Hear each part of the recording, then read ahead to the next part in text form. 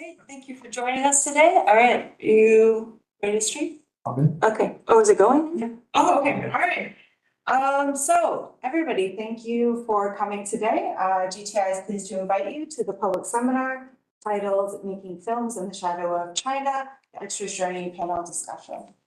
This will consisted of a film screening of Extra's Journey, and now we will have our panel discussion. I would also like to thank the staff and interns for making this event possible, as well as the board and our advisors for their support in our programs. So first off, I'll just give a brief introduction of our organization. So GTI is a 501c3 think tank dedicated to insightful, cutting-edge, and inclusive research on policy issues regarding Taiwan and the world. Oh my goodness. GTI's mission is to enhance the relationship between Taiwan and other countries, especially the United States, through policy research and programs that promote better public understanding about Taiwan and its people.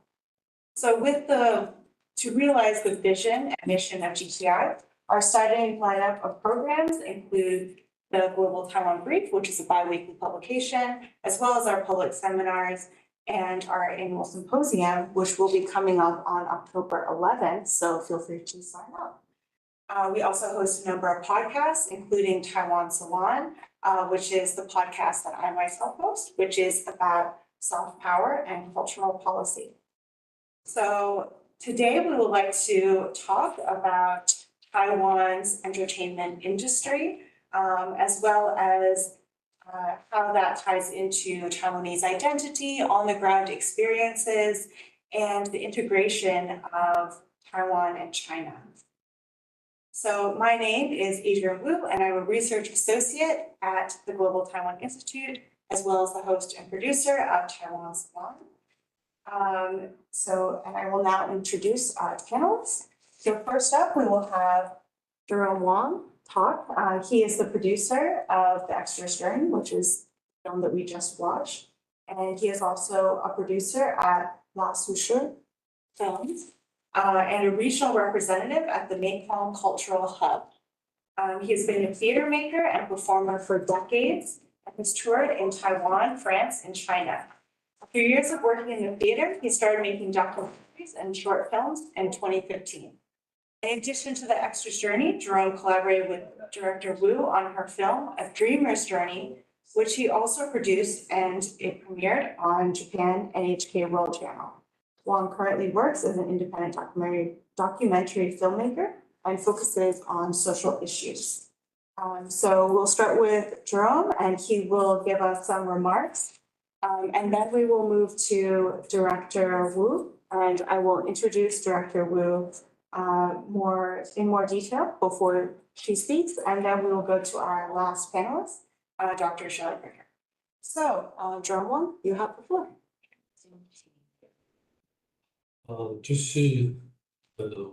这个《灵异人生》这部片大概就是我前后大概制作了6年，那这是个还蛮漫长的时间。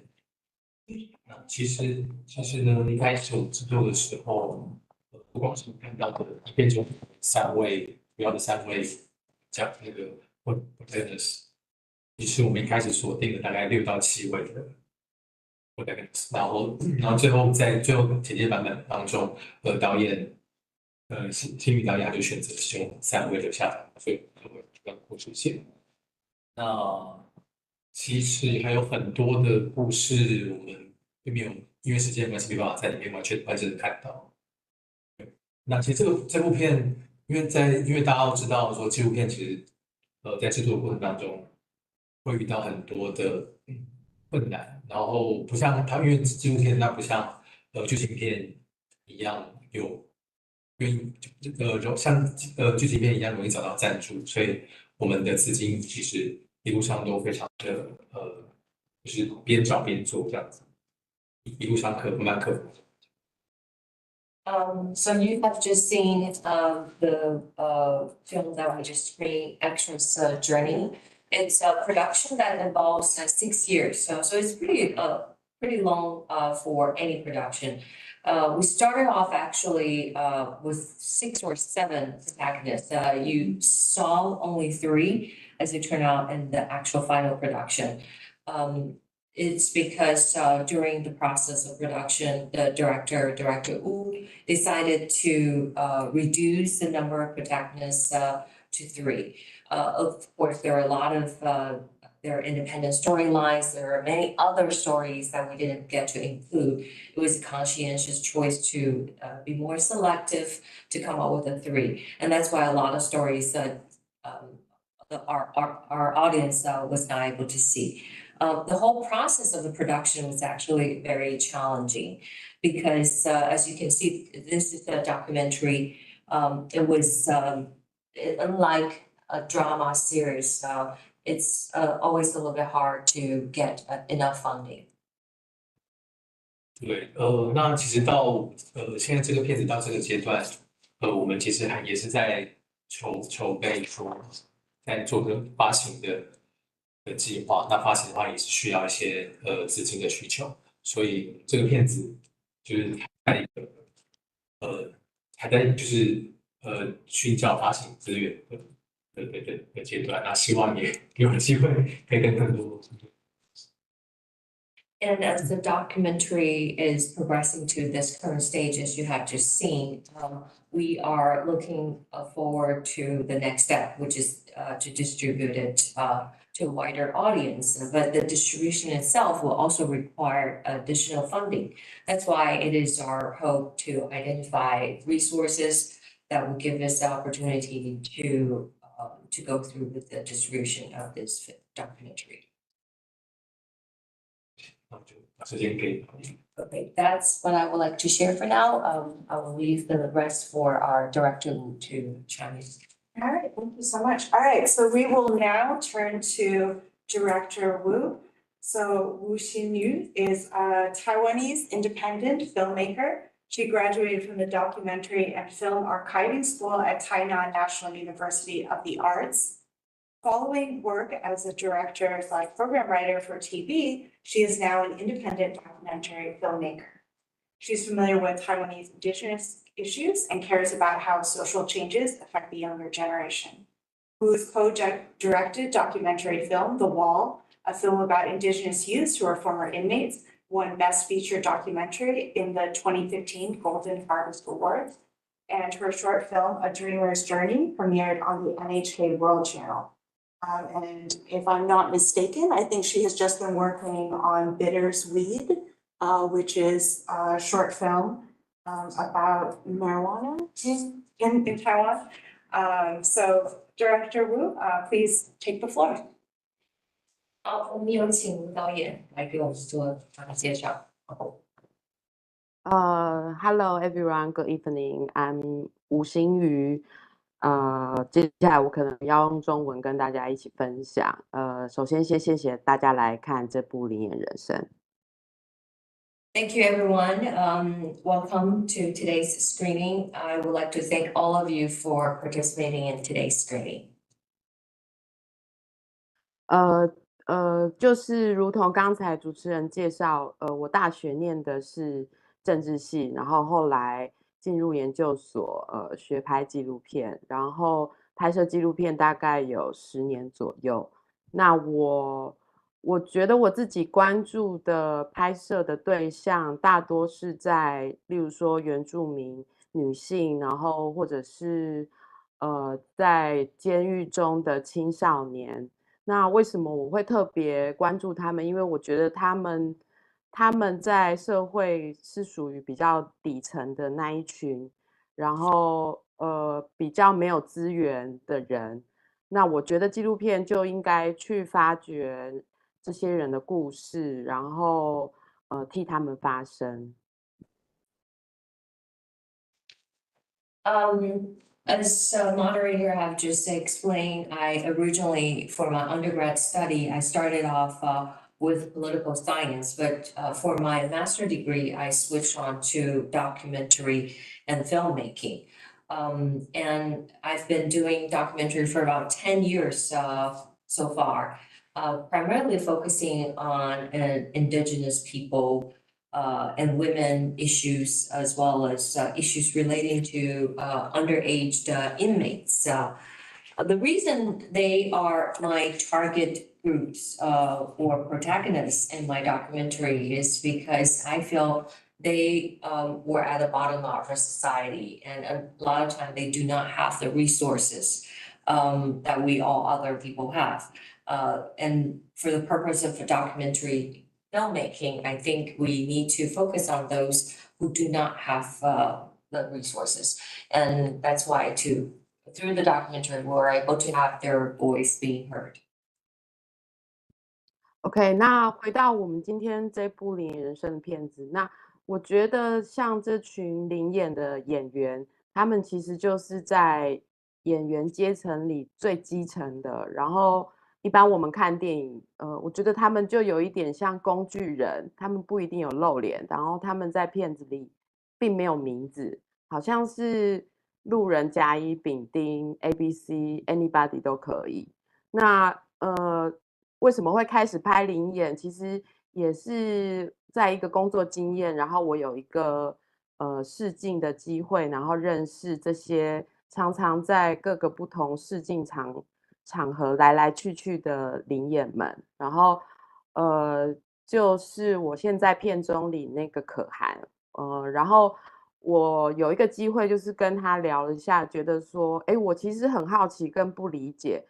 为什么他这样子那么不确定性的工作？因为你常常要去面临被否决，然后试镜失败的风险，可是他还是一直持续在做这个动作。所以其实拍这个片子，其实是源于我自己的不理解跟好奇心。刚开始。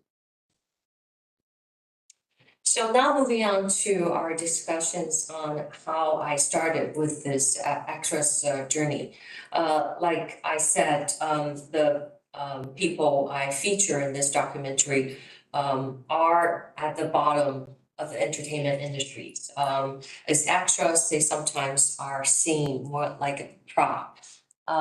You sometimes don't remember their faces. You don't even remember their names and characters. They probably don't even have a name in the production or movies or any products or works that are participating in. And why would I all of a sudden start to focus on actress roles in entertainment industry is because I was for some reason I was involved in one of the auditions, and then I started to see these extras come and go. I started to see them, especially the one in this of the three extras in the film Kohan.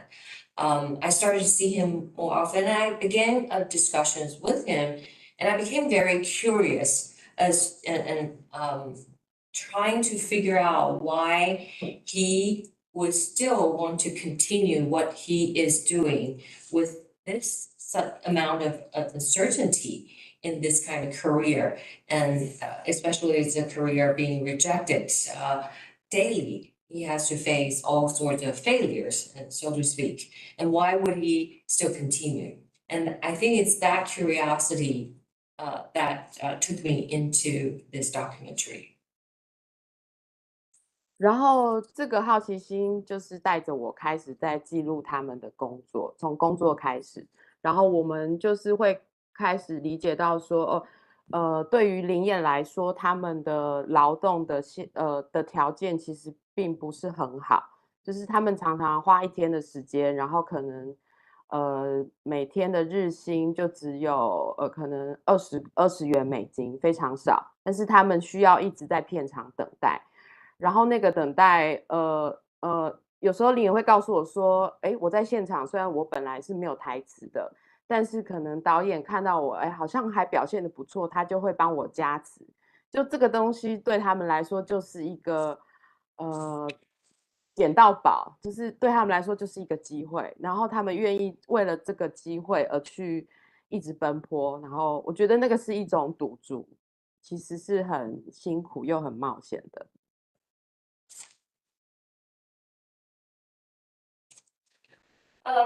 So I began this documentary to look at how they go about their daily life at work. And I realized through the actual filming that it's quite labor intensive for all these extras, in the sense that their working conditions are not very great, as you can see from the documentary. And as to what they're making, they probably would be on standby a whole day just to make $20 US a day. And they spend a lot of time on standby, and normally they can be called in without any line, but all of a sudden, if they were considered to be top performer in the eyes of the director, maybe they will be granted a few extra lines. And for them, those extra lines are considered a treasure or an opportunity, a blessing, a special opportunity for them to keep them going. But then you have to put in so much in order to just have that one little opportunity. So for them, I feel it's almost like they're placing a bet on something uncertain. They have to work very hard, long hours, and they carry a lot of risk in their profession. 但是虽然他们面临那么多的辛苦，可是我在拍摄过程中，因为我们这部片拍了4年，那我发现他们其实是就像里面片中那位那个 Uber taxi 就是开 Uber 那个司机他讲的，就是他觉得他从 DNA 他就有一种对表演欲望的热切跟热情，然后我觉得也是，虽然我们拍了那么多不同的人，但是他们的共同点就是他们为了能站上那个舞台，然后被看见他们的表演，就是只要他们面对摄影机，他们好像就有一种很就有一种热情燃烧，然后觉得证明自己的那种感觉。我觉得也是这股对表演的热切，然后带领他们一直走到现在。So like I said, even though the actual production and the filming process was actually quite arduous, we went through at least 4 years to complete the actual filming of the sources and materials. But some discussions or some stories still kind of helped me to find out the answer, why they continue to do what they do as extras. For example, the Uber driver in this documentary, he demonstrated that even though there are times he doesn't necessarily are guaranteed with income, but in his blood, in his DNA, he has this desire to be on stage, to perform. And there are many other people I didn't get to show in the actual final production, but almost every one of them, I believe they all have this common desire to be on stage, to be seen by people. And that drives their passion, because once they're on stage, they feel like they are almost on fire. They are ready to show what they've got. And I think that's the reason that I identified through this documentary. 至于在片中我们去了中国，其实也是一个意外。因为当时我们就跟着可涵这个角色去中国，然后他为什么会选择去中国？一方面是他觉得在台湾，他试镜的机会，他的试镜被录取的机会越来越少，然后二者他觉得当时在他自己的个人状态，他希望去突破在台湾的困境。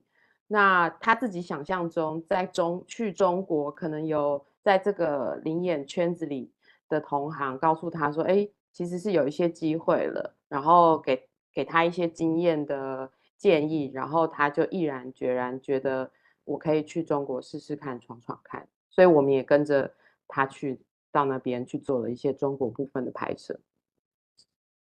As you can see in the second part of the documentary, we had some scenes and parts of the stories involving China. How we end up in China was totally unplanned.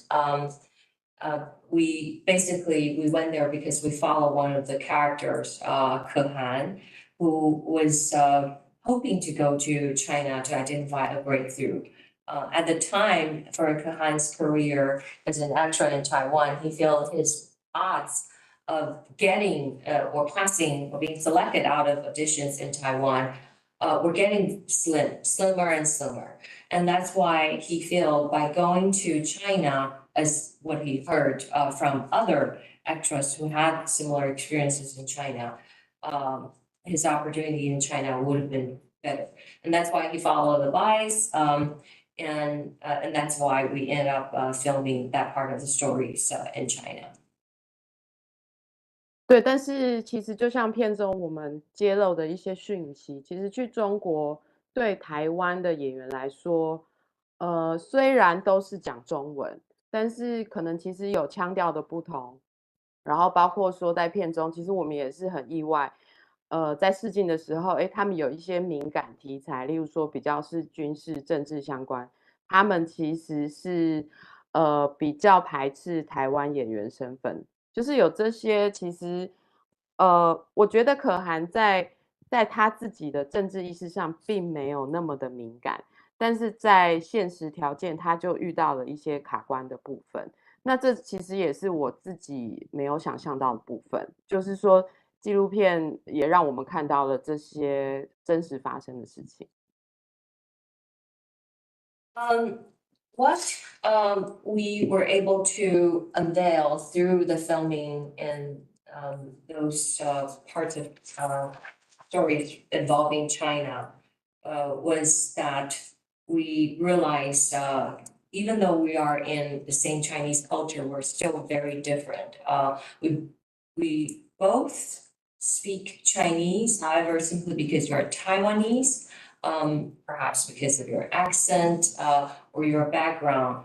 And you probably find as an extra that you are not likely to be selected with that kind of background, with that kind of accents. And especially Taiwanese actors may not be very favored in some of the genres, for example, genres involving military and politics.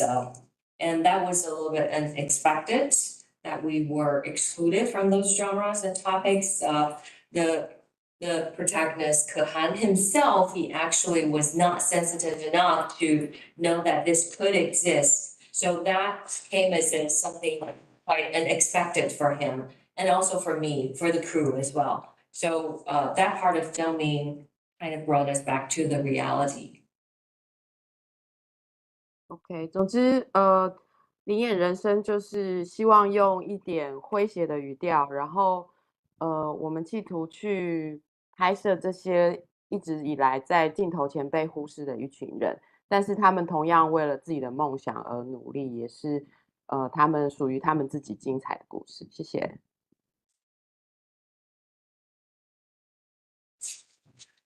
So in summary, what I was trying to achieve through this film documentary, Actress Life, was to try to apply a little bit of humor as we depict the stories and the lives of those actors. They often were neglected or not seen in front of the camera. However, they are still working very hard to fulfill their dream. Thank you. All right, thank you so much, Director Wu. I think you touched on some really interesting points, especially about why you chose extras specifically and trying to shine a light on those that are neglected. And I also think that what you were talking about with, how Taiwanese people will go to China in search of economic opportunities, but then they find that China and Taiwan are not really the same. I think this also leads very well into our last panelist, which I will introduce in a second. 好，那么谢谢刚才舞蹈的一番介绍，因为通过他的介绍，他给我们说明了一下为什么他要选择这些陵园作为这个纪录片的这个主题，然后也说到了他们为什么这些被忽视的人，需要我们在他们身上去有些关注。然后同时他也讲到了，在这个拍摄的过程当中，让他们知道了，其实台湾人他要进到中国大陆，希望融合到中国大陆的经济的圈的时候，发现其实中国跟台湾之间还是有很大的一些差异。他讲的这些主题刚好很好的可以帮我们带到了接下来我们要请的下一位演讲嘉宾。Great. So our last panelist will be Dr. Shelley Rigger. She is the Vice President for Academic Affairs, the Dean of Faculty, and the Brown Professor of East Asian Politics at Davidson College, as well as being a member of GTI's own advisory board. She is also a known resident fellow of the China Policy Institute at Nottingham University and a senior fellow of the Foreign Policy Research Institute. She is also a director of the Taiwan Fund, a closed investment fund specializing in Taiwan-listed companies. And she is also the senior advisor for the US-Taiwan Next Gen Working Group through UC Berkeley, which I am also a scholar with. So I particularly asked Shelley to join us, especially because of her work on Taiwan's contributions to China's economic takeoff and her work looking into the Taiwanese youth and domestic politics. So Shelley, please, you now have the floor. 谢谢，我非常高兴有这个机会跟你们聊天。我特别要谢谢其他2位 panelists， 因为我很感谢有机会看你们所做的纪录片，我觉得非常好看，而且我看的时候我真的很感动。Okay, now I switch to English. Sorry. So thank you very much for this opportunity. I really loved the film, and I just have a couple of points I wanted to make about it. But mostly, you know, I think this is such a rare opportunity to hear from the filmmaker and the producer, so I don't want to talk too long. The first point that I wanted to make is that this is the documentary that people should see if they want to know what Taiwan is really like. I thought it was extremely realistic and revealing of kind of normal life in Taiwan, how the protagonists live, their homes, their apartments, their furniture, the food they eat, their transportation, all the different ways they get around from one appointment, one job site to the next, was all really meaningful and familiar to me, but not what we typically see in commercial productions, which tend to reflect instead a kind of aspiration and stereotype of Taiwanese society as more wealthy, more upper middle class, kind of US level standard of living. So I really appreciated the naturalistic depiction of real life in Taiwan.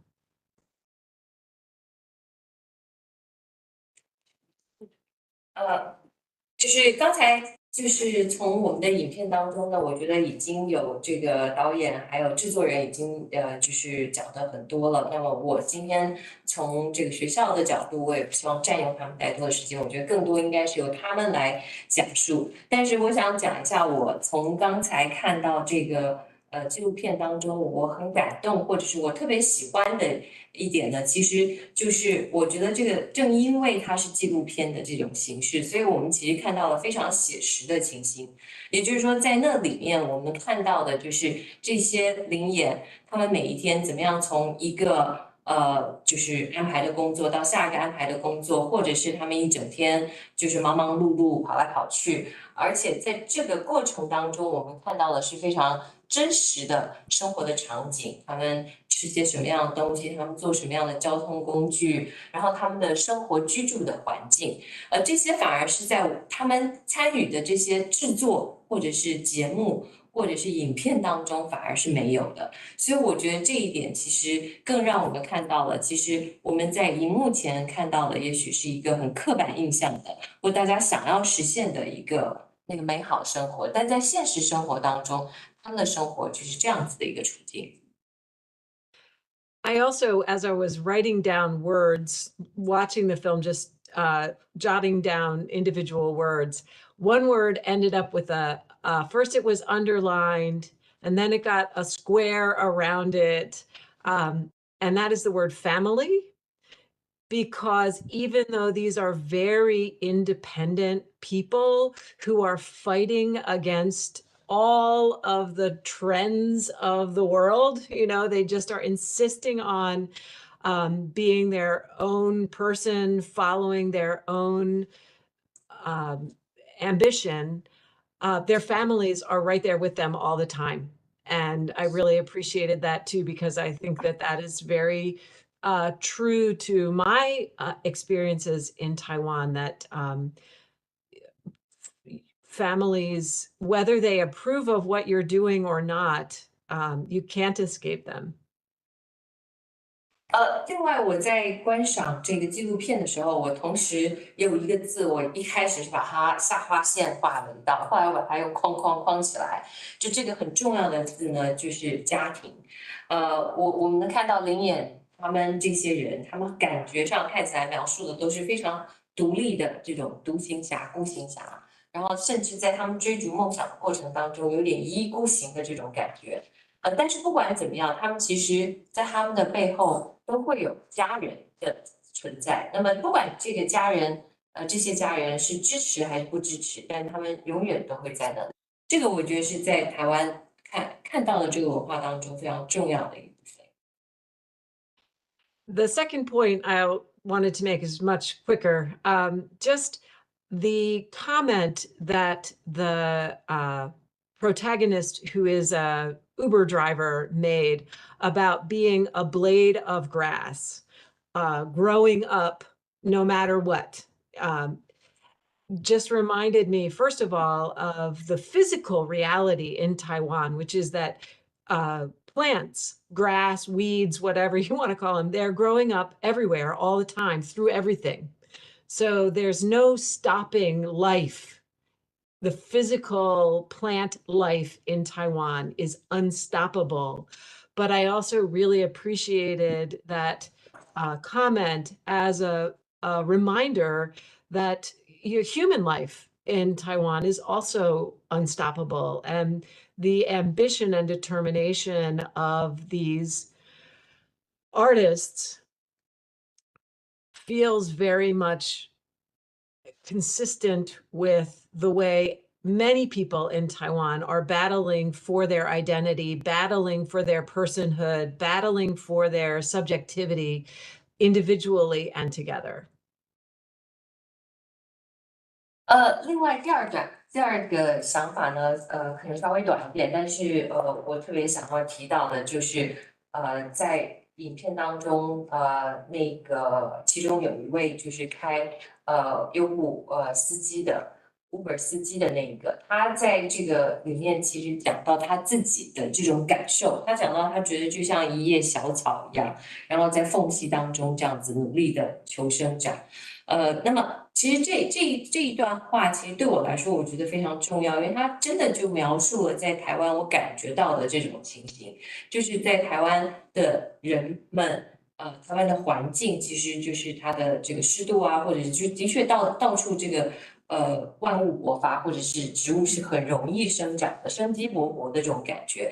那么这也反映在了台湾的人民身上，他们的这个精神其实即便看起来是这么的辛苦，这都是势不可挡的。所以在不仅仅是一叶小草在缝隙当中生长，同时呢，也是反映在了人民当中，他们通过他们拼搏的这种生命力，他们仍然有这个远大的这个梦想，然后也很有决心，即便是大家一直都会碰到台湾的作为个人也好，或者是集体也好，他的认同感，他的这个方向。但是在这一方面呢，我觉得这也是通过这个Uber 他这个司机的这个角色展现出来台湾的另外一层的文化。Is that everything, Shelley? Or are you? Sorry, Shelley. That's it. Thanks. Sorry. All right. Yeah, so thank you so much, Shelley, for your comments. I think that the part where you talked about the blade of grass growing up through the ground was really true and very poetic. Every time I go back to Taiwan, I always see plants just growing everywhere. Taiwan is always such a green place, and it always feels so alive to me. And I think that, connecting that to the unstoppable desire of these extras to continue to follow their dreams, I think is also a very poetic as well. I would just like to exert my moderator's privilege to ask one question for our panelists. And then after that, I will open it up to all of our audience members in case our audience would like to ask any questions. So the question that I would like to ask is, I think both Jerome and Xunyu, you talked about how there were many different extras and many different people that you filmed and how there were many different journeys that you looked at. So how did you end up choosing which people you wanted to feature for the film? And do you feel that their experiences are fairly typical for Taiwanese creators and people that work in the Taiwanese entertainment industry?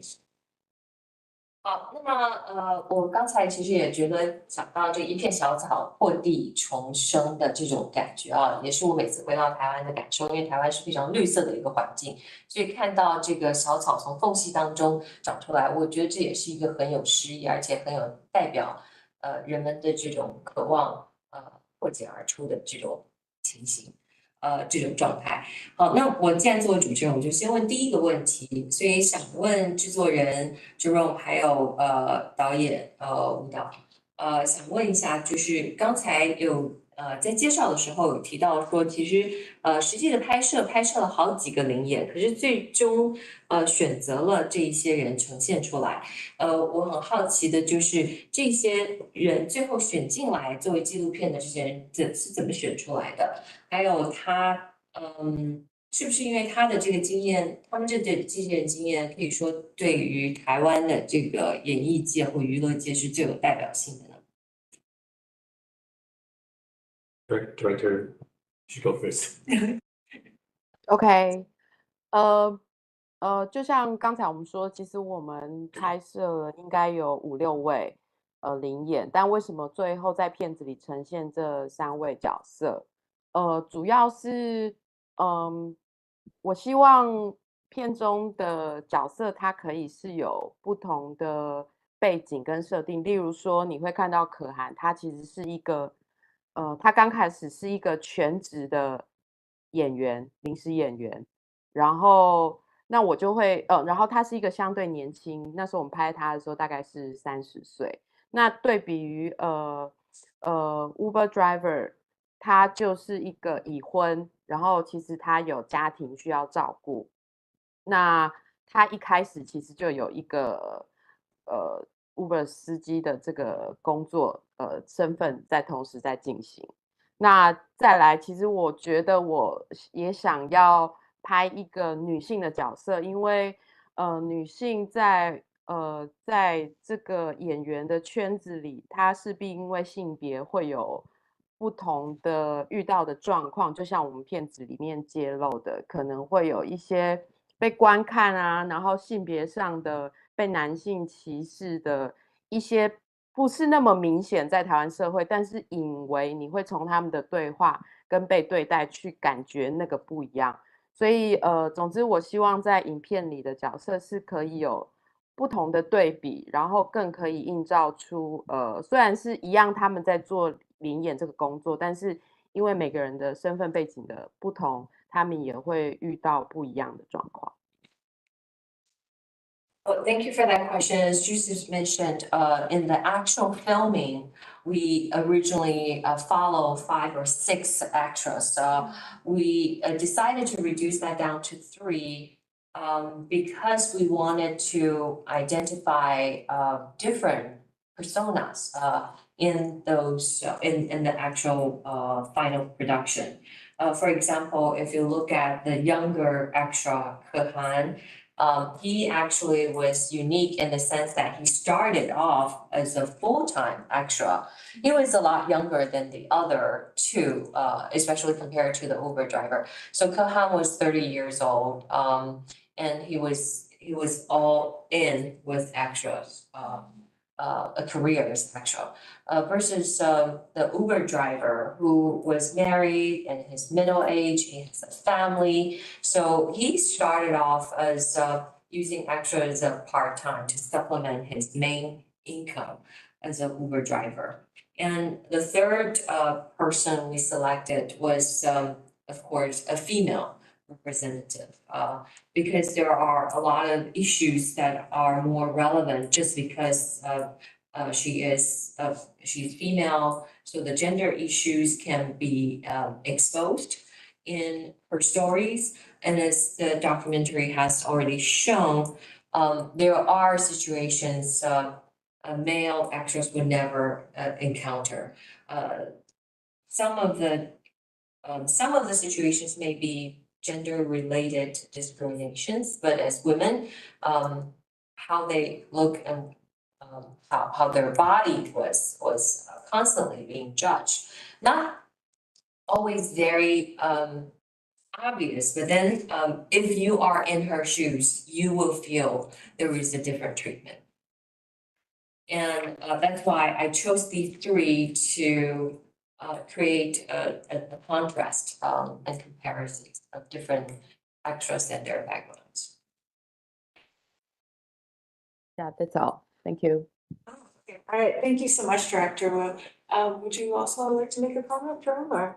Yes, I would like it. 就是其实除了刚刚导演有说，就是除了拍了这3位之外呢，然后其实有在制作方面，其实有些还蛮挑战的地方，就是像导演我们决定拍了另外一个角色，然后跟了他很长一段时间，然后最后他就是最后在我们最后制作阶段的时候，决定不用这个人物，所以就是所以整个制作成本在整个过程当中也是非常挑战的，对。然后刚刚也提到说，刚刚的问题是就说为什么选Why did you 对， choose? 为什么选择这3个？是不是他们就是比较代表性？对于这个行业。那我自己个人就是在觉得其实有些蛮可惜的地方，就是如果我们把本来被删掉的人再放进来的话，整部片那个可以看的角度又是不一样，可以看到更多层面的台湾的文化。Yes, there, like we said, there were other extras we followed beyond the 3, and some of them we actually follow for a very extended period of time. And it is always very sad that we have to make the choice to not to include them.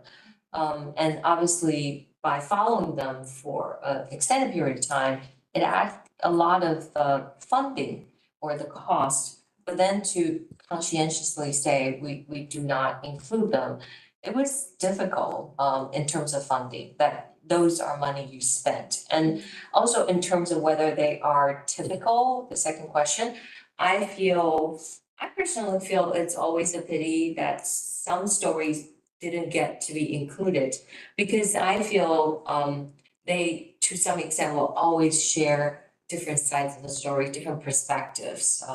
So if you were able to add them back into the final production, your perspective of the whole Taiwanese entertainment industry and those extra stories would also be a little bit different, with different colors and flavors and layers. 然后因为比如说我们在被选进去的那个故事里面有一段是我们飞到澎湖，就是一个台湾之外的外岛去拍，然后我们在那边拍了好几个礼拜，但是就拍了很多澎湖的美景，然后但是最后导演是选择没把它放进去，所以我自己个人觉得蛮可惜。So the one that I feel dear at my heart is one of the extras where we follow this person to Penghu Island, which is a small island outside of Taiwan. We actually spent a decent amount of time there, a few weeks, and we took a lot of beautiful natural scenic scenes from that particular filming. But in the end, the director didn't include that, so I personally feel it was a loss from my personal view. Thank you so much for that added context about the different extras. I'm very interested to hear that you followed one of them to Penghu. Actually, my grandfather came through Penghu to Taiwan, but I haven't been able to be there yet. So I hope that I can be like you and go to Penghu someday. One day. 我也很想去啊！我祖父其实也是从澎湖到台湾辗转过来的。那我自己还没有去过澎湖，但是我很希望能够有一天能去。Do we have any questions from the audience? Would you like to ask any questions about Taiwanese entertainment industry? Oh, yes. So my question was, did you encounter resistance from the three characters? And I shouldn't say characters, they're like the extra family when it comes to filming them in their homes or like going back to Kaohsiung for the female extra, just because I know they might not have been, very like open to that at first. 所以这个问题就是想问一下，就是在就是追踪这些灵演的时候，有没有碰到就是他们家人其实可能不太愿意被包括在这个纪录片里面，因为家人的个性啊，或者是他们不见得是就是灵演人生里面的灵演愿意做的这些事情，然后还有里面这个女性的这个灵演，她回到高雄的时候，我就不知道她像她这样子，是不是所有的这些灵演的家人被拍的时候，他们也是比较开放，愿意接受被包括在纪录片里面，他们有没有一些抵触？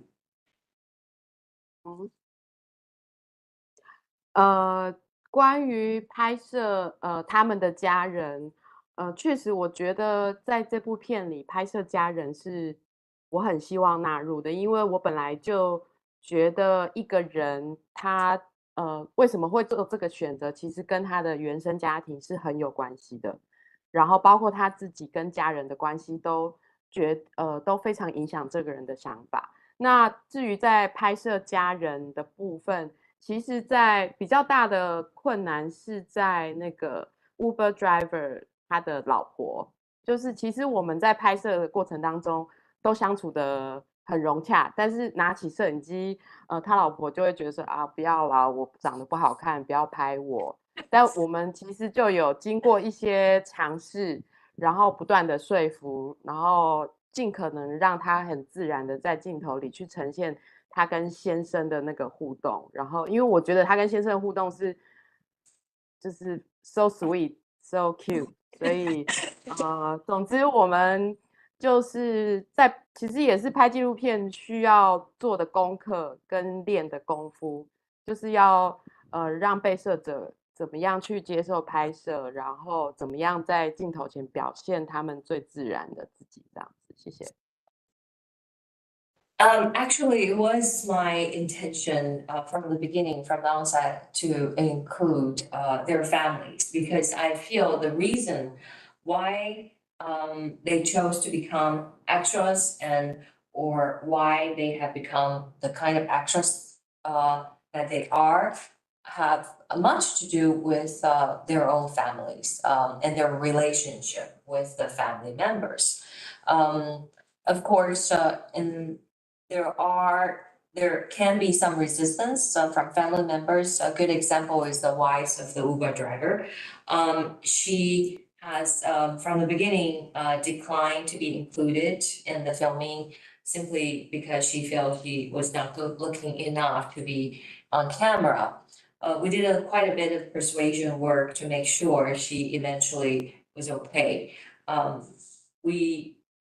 feel it was a need to include her for the Uber driver story because the most important part is how sweet and cute she was in her interaction with her husband and supporting him. But of course, it would require a director's and the crew's skill sets to eventually persuade them and to talk to them so that they can feel they're at ease and so that we can also present themselves truly. 那至于那个回高雄的那位女生，确实我们在那时候跟着她搭着那个 bus， 然后回到她家，然后当然我们事先有请她跟家人说，我们会带着摄影机去记录一下她回家的历程。那基本上她的家人也没有反对，但是通常不熟悉面对镜头的人，其实都有点生疏，但是。其实我蛮意外，那时候第一次拍他的爸爸妈妈，然后跟女儿的聊天谈话，我觉得他们 so nature， 然后我觉得那个气氛也很感染我，就是一个非常担忧、关心女儿在台北生存的好不好的一对父母。那我自己也非常喜欢那一场他回家的那场戏。And for the female extra who went back home to Kaohsiung on a bus, we actually did tell her parents that we were going to follow her for her home going back during the Chinese New Year. And then, of course, when the family members were only informed that they were going to be filmed, normally we would expect some adaptation. It will take some time. However, I was very surprised to find out that even though they were not familiar with the actual involvements of any documentary filming, the minute we started the camera, once it started rolling, we were able to capture a very natural conversation between father, mother, and daughter, parents and their daughter. And that discussion, that their dialogue show how parents worry about their daughter alone in Taipei, in a big city, and her aspiration as to why she wants to be there. And it turned out to be quite a natural conversation. That's all. Thank you. Thank you. Thank you so much. Would you also like to make a comment? 我只想说，就是愿意入境的他就在上面，但是其实我们拍了很多别的东西，但是他就没有在上面。So what we've seen, that's the only thing I would like to add. What you've seen are those who didn't reject or accepted to be included in the documentary. Those who declined or those that didn't get to be included. All right, well, if there are no more questions, I will bring the event to an end. Since it is 7:30 right now, so we'll try to end on time, like most events. But anyway, thank you so much for joining us today, and thank you to our viewers online. And we're so glad that we were able to share this film with you, as well as these different perspectives of Taiwanese people. Thank you. Thank you. Thank you. Thank you.